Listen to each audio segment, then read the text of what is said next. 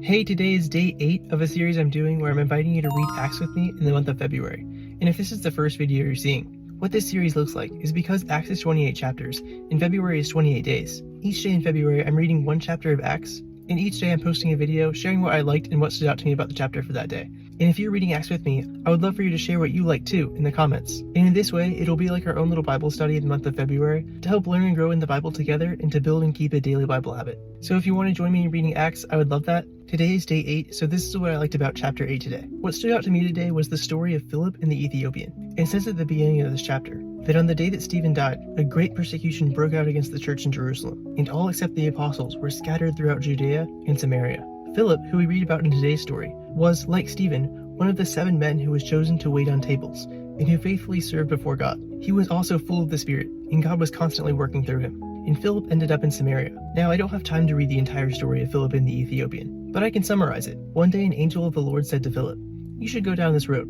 And on this road was an Ethiopian eunuch, an important official in charge of the queen's treasury. And he was on his way back from Jerusalem, where he had gone to worship, and he was in a chariot. Now the Spirit told Philip to go to that chariot and stay near it, and so Philip ran up to the chariot. As he got to the chariot, he could hear that the man was reading Isaiah, and Philip asked him if he understood what he was reading. "How can I," the man said, "unless someone explains it to me?" And when the Ethiopian eunuch showed Philip what he was reading where Isaiah was talking about Jesus. And it said that Philip started with this very passage of scripture, and told him the good news about Jesus. And right after he gets done with this, they're passing by some water, and the Ethiopian eunuch says, "What can stand in the way of my being baptized?" And so they get out, and Philip baptizes him. And then it says that the Spirit just suddenly took Philip away, and the eunuch did not see him again, but went on his way rejoicing. And what I like about this story is God didn't tell Philip, "Hey, I need you to go down this road because there's this Ethiopian eunuch, someone really important.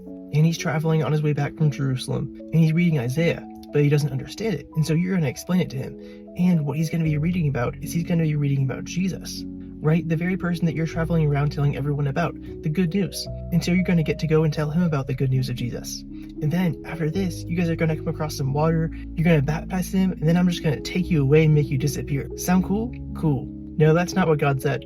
God told him in verse 26, go south to the road, the desert road, that goes down from Jerusalem to Gaza. He didn't know why he should go down this road. He didn't know what was going to happen, but he also didn't ask any questions. He was obedient and he went down that road. And once he obeyed that step, he was given the next step, to go up to the chariot. And Philip did not hesitate. He ran up to the chariot. And after that, he was given the next step. He heard the man reading Isaiah, and the man did not understand it. And so the next step was to explain Isaiah to him. Then he realized that he was reading about Jesus. And so the next step was to tell him the good news about Jesus. Then they came across some water. And so the next step was to baptize him. But each time, he had to take the step that was right in front of him before the next step was revealed. And by this step-by-step obedience, he was able to accomplish what God had planned for him to do.